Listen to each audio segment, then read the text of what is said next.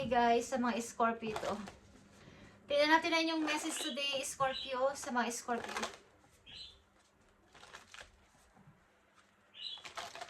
Tingnan natin ang inyong message today.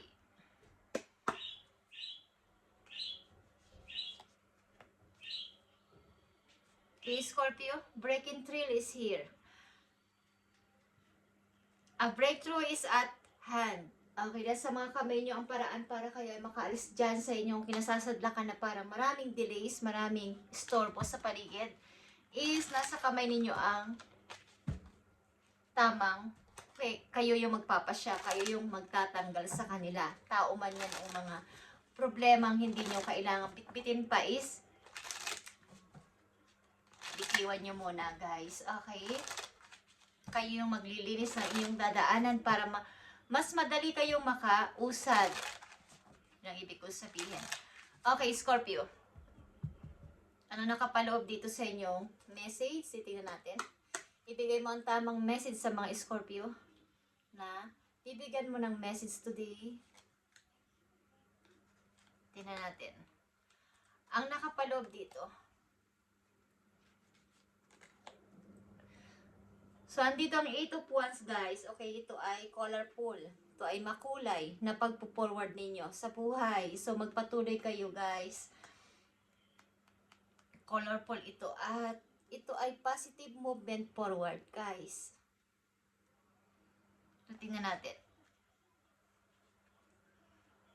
Overcoming obstacle, Scorpio. You can overcome anything. Lahat ng mga problema mo sa kasalukuyan o matagal na is ma-overcome mo to. Ito ay pagsusurvive.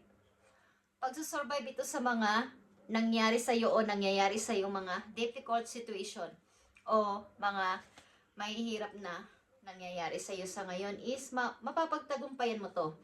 Basta ang gawin mo dito is tanggalin mo ang mga parang nagpapadelay sa iyo sa pag-usad mo. Tumanay mga tao o mga maling napagdesisyonan mo sa buhay, pwede mo namang i-fix. Pwede mo ulit kumbaga, linisin. Kumbaga sa mga taong naglalakad sa magubat. Maraming damo, maraming mga nakakasakit ng damo sa iyong lalakaran o dadaanan is pwede nyo namang tanggalin, putulin. Okay? Ito man ay tao o ito man ay mga problemang hindi nyo dapat na kayo yung nagdadala. Okay? So, kayo ay magpatuloy ng maayos at gaganda ang takbo ng inyong buhay. Magiging colorful. Magiging ka-excite. Okay.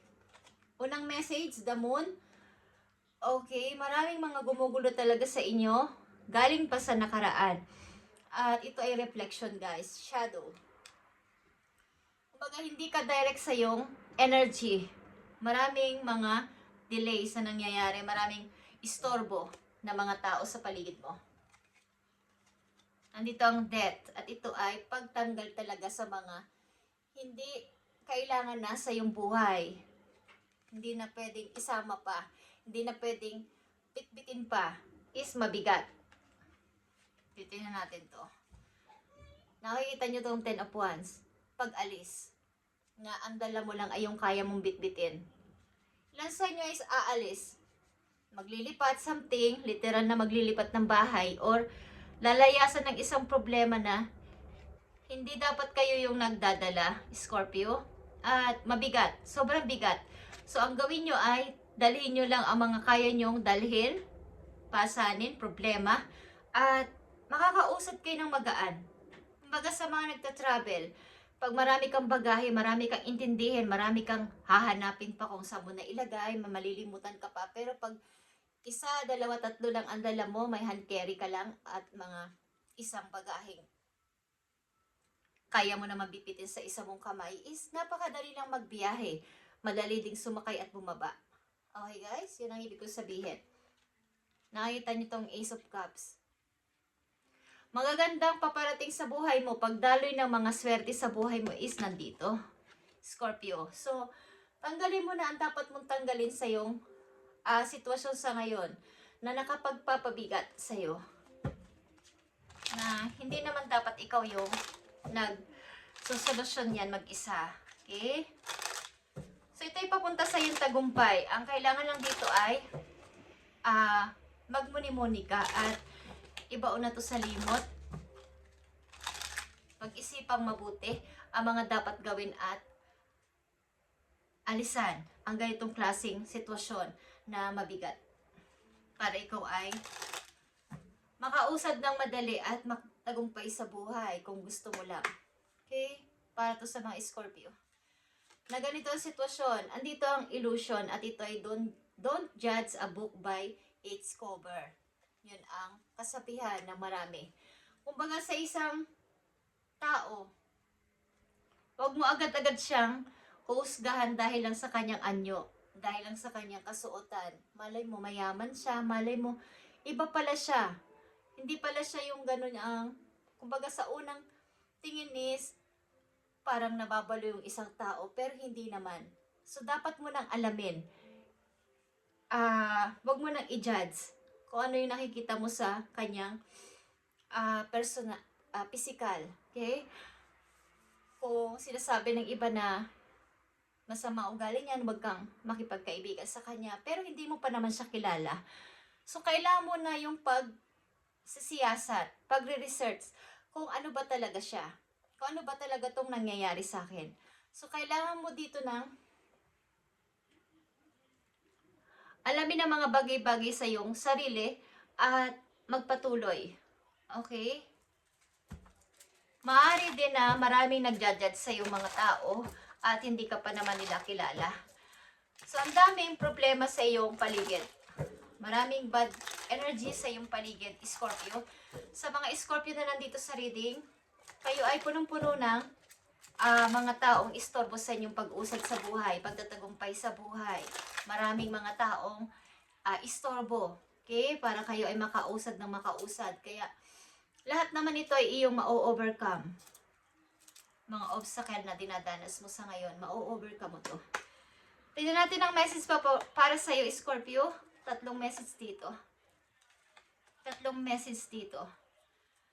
5 of Cups is here. May mga pagre-regret na sana may paghihinayang at pagdududa sa pagpo-forward.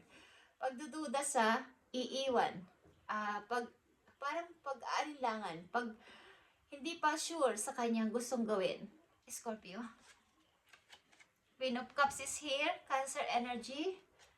10 of Cups and 5 of Wands. So, ikaw maybe ay isang parang home, love mo ang home. Okay? Isa kang mother, maybe na nanditong Scorpio, at mahalaga sa iyo ang tahanan. Kahit na may mga away-away sa paligid, nandito yung iyong pasensya, andito yung iyong pagsisikap na aayos pa siguro to. Magiging okay pa siguro to. So, konting hintay pa. Meron kang ganyang kaugalian. Okay? So, kaya nyo nakikita ang message na to at naririnig is maaaring sinasabihan kayo ng inyong guide na kayo ay magpatuloy sa buhay. Huwag lang kayong nandyan. At marami pang mga magaganda ang paparating sa buhay ninyo. Andito ang Ace of Cups. Mga bagong idea pa is paparating, mga bagong tao pa is paparating. At magpatuloy lang, magiging colorful lang yung buhay. Magkakaroon ng kulay ba? Okay? Hindi puro black. Na parang eclipse. A moment of darkness is magtatapos ito sa pamamagitan ng iyong pagputol sa mga ganitong nangyayari sa iyong buhay. Tingnan natin ang payo sa iyo, Scorpio. Nakikita nyo ba ang panda? Katulad ng panda, magkaroon kayo ng boundaries sa inyong sarili sa mga taong pwedeng mag-istorbo sa inyong pagpapahinga, pagpapaunlad sa buhay, pagpapatuloy sa buhay. Okay? Malamang at sa malamang kayo ay entertain ng mga taong pwede sa inyong kumuha ng inyong energy. Pwede kayong kunan ng lakas. Kayo ay pagod na sa pag-i-entertain sa kanila, pag-intindi sa kanila. Like a Queen of Cups, kayo ay yung isang taong hindi nagsasalita ng masasakit, mapagpasensya, at dinadaan sa pagmamanifest, dinadaan sa pagpipray, But ito ay may hangganan, guys. Okay? Kahit na kayo ay ganito ang ginagawa, dapat lagyan nyo ng boundaries ang inyong sarili sa kanila. Kumbaga yung space mo ay sagrado dapat. Magbigay ka ng space sa sarili mo sapagkat ikaw ang nagsasuffer. Pwede ka magkasakit dito kung ikaw ay puro pagtitiis. Parang may pagkamartir ang Scorpio na nandito. Na mga ilang Scorpio. Okay? At pinag-i-stay mo ng matagal ang mga guests sa inyong bahay.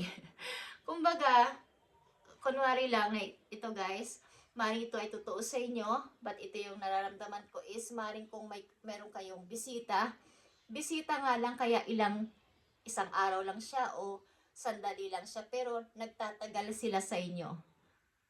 At yung mga problema nila, mga pasanin nila, nalilipat nila yung mga bad energy, mga bigat ng problema sa inyong buhay. Kung kayo mag-entertain ng tao sa inyong bahay is may konting dasal guys na iwan nila sa labas ang kanilang mga dala-dala. Yung mga dala nilang mga bad, mga mabibigat. Okay? Dahil yun ay inyong maa-adapt, maa-absorb yun. Maa-absorb nyo yun. At kayo yung magsasuffer.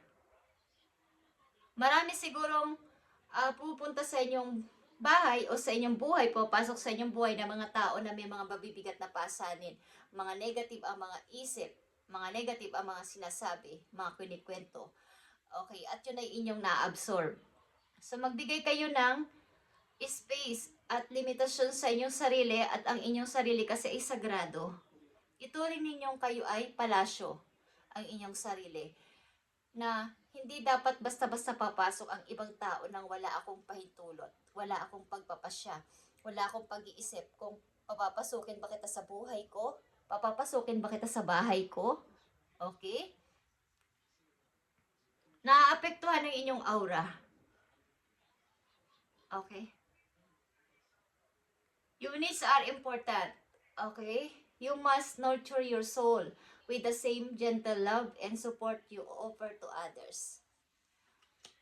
So sa madaling salita, ang ilan sa inyo ay natulong man, maganda man ang pakitungo sa ibang tao, kayo pa rin yung masama sa huli. So nagkakaroon kayo ng parang disappointed sa ginawa niyong pagtulong. So ang nangyayari, walang halaga yung inyong kabaitan na nangyayari sapagkat napapalitan ito ng sama ng loob. Kaya ang gawin nyo, magkaroon kayo ng limitasyon o limit o boundaries sa mga taong papasok o pwedeng pumasok sa inyong buhay sapagkat ituring ninyong palasyo ang inyong katawan guys, ang inyong soul. Nauubusan kayo ng energy. At sabi ko nga, breaking trail is here. Putulin nyo na at alisin nyo na mga istorbo sa buhay ninyo sapagkat nauudot ang inyong pag-unlad sa buhay o pagpapatuloy sa buhay. Minsan kasi ang mga tao, kadalasan sa mga tao, yan ang totoo is, hahatakin ka pababa, hindi pataas, guys. Okay, at pag nalaman nilang kayo paunlad na sa buhay, marami silang mga masasamang salita masasabi about you. Pero pag ikaw ay malungkot at katulad mo rin sila, andyan sila sa tabi mo. So pare-pareho kayong nandoon sa baba. Tignan natin, Scorpio. Mabigat ang kalooban ng inang Scorpio na nandito. Okay. Nandito na naman ang caffeine at ito ay death. Di ko alam kung may literal na pumano sa inyong mahal sa buhay or dapat na itong magkaroon ng end ng cycle at palitan nyo ng new cycle, Scorpio. Nakita nyo ba itong privileged lady? At saka ang countership. Kayo ay papunta o patungo sa isang relasyon na maayos at bubuti ang inyong kalagayan. Titira kayo sa maayos at tahimik na lugar na ito yung gusto ninyo. Ang may space, tahimik, mayroong peace of mind. So ito yung pagpatuloy guys.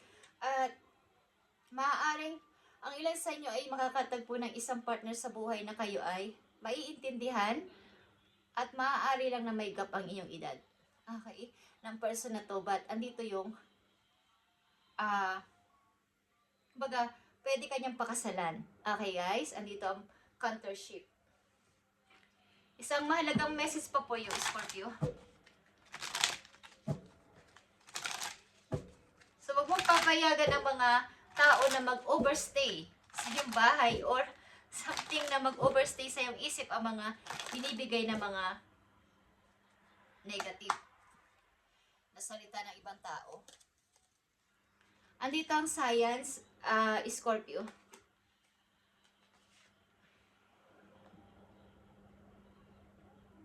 Ang ilan sa inyo maybe ay nagtatrabaho sa ospital, sa mga may kinalaman sa gamot, may kinalaman sa ospital, guys. May relate sa ospital. O yung mga